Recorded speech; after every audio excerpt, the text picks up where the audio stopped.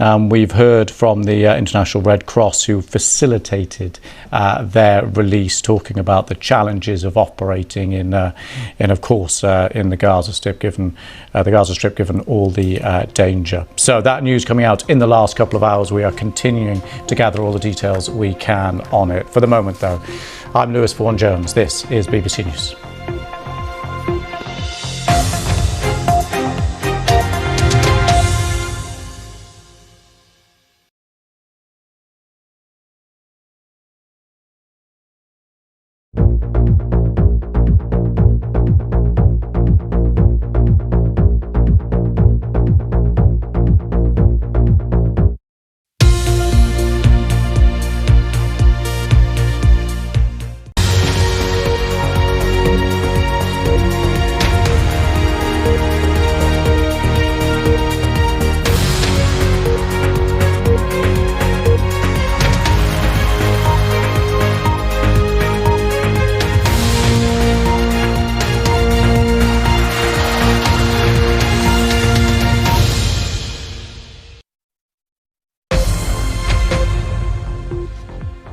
I'm Sumi Somaskanda in Washington, and this is BBC World News America.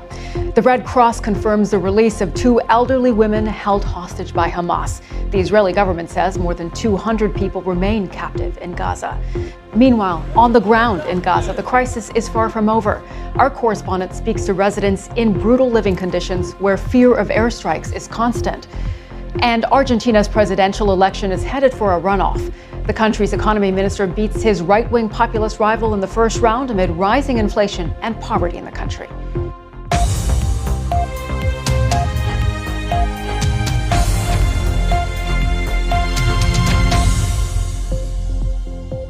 Welcome to World News America. I'm Sumi Somaskanda. We start with new developments out of Gaza. The Red Cross confirms that Hamas has released 2 more hostages. Hamas says they released them due to poor health. They are Yocheved Lifshitz and Nurit Cooper, 2 elderly Israeli women. Now, this is the moment that the 2 women were released to the International Committee of the Red Cross on the border with Egypt, broadcast on Egyptian state media. This brings the total number of hostages released to 4. An American mother and daughter were released last Friday. Israel believes Hamas is holding more than 200 people hostage in Gaza since the group's surprise attack back on October 7th. Hamas is recognized as a terrorist organization by several countries, including the US and the UK. And the BBC has learned that negotiations to release more, particularly foreigners and dual nationals, have reached a serious stage. Meanwhile, Israel has intensified its bombardment of the Gaza Strip as the humanitarian situation there continues to deteriorate. 20 aid trucks have crossed into Gaza, but no fuel. Our correspondent Lucy Williamson has this report. We can speak now to the BBC State Department correspondent, Barbara Plett-Usher. Barbara, thank you so much for joining us. We mentioned that 2 hostages have been released, and the BBC has been told that negotiations to release dozens more are in a critical phase. So what is the State Department saying? Our State Department correspondent, Barbara Plett-Usher, thanks so much for that update. Now, more harrowing stories of the surprise attack by Hamas over 2 weeks ago are still emerging. One teenager had just celebrated her 18th birthday when she was shot dead while sheltering in the safe room of her home in Nahal Oz, close to the Gaza border. Her father was taken hostage. Our correspondent Anna Foster has been speaking to her mother, who wants the world to see what they have been through. Her report contains some disturbing footage of the family being held captive, but they want you to see it. Now, as negotiations continue to free more hostages, we spoke to Gerhard Konrad, who served as a senior German intelligence officer in the Middle East and helped secure the release of Israeli soldier Gilad Shalit in 2011 in a prisoner swap. Gerhard, thank you so much for joining us on BBC News. What are the prospects of getting hostages like the father that we saw in a report released? Really interesting, Gerhard. Thank you so much for joining us on BBC News today.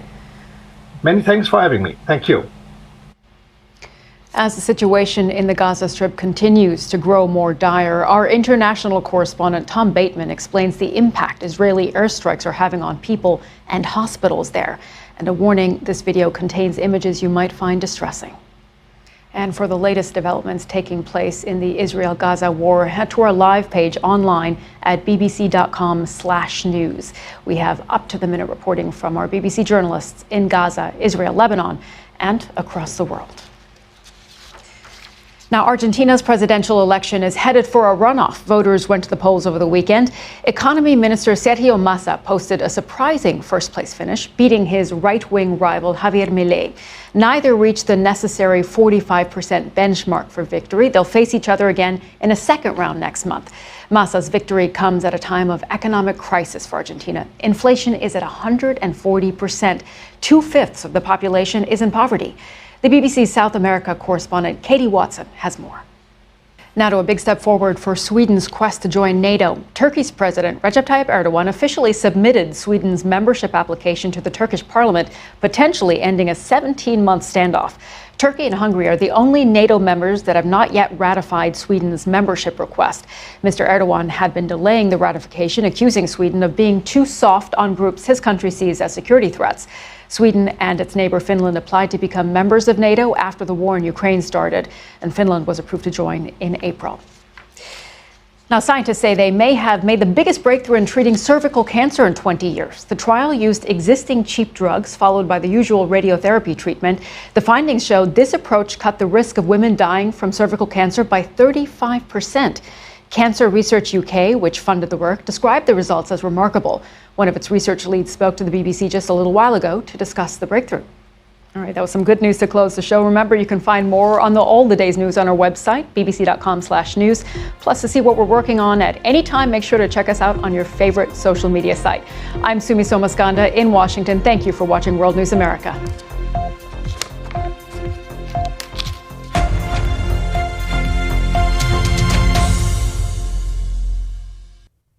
Hello there. Some real contrasting conditions across Europe at the moment. High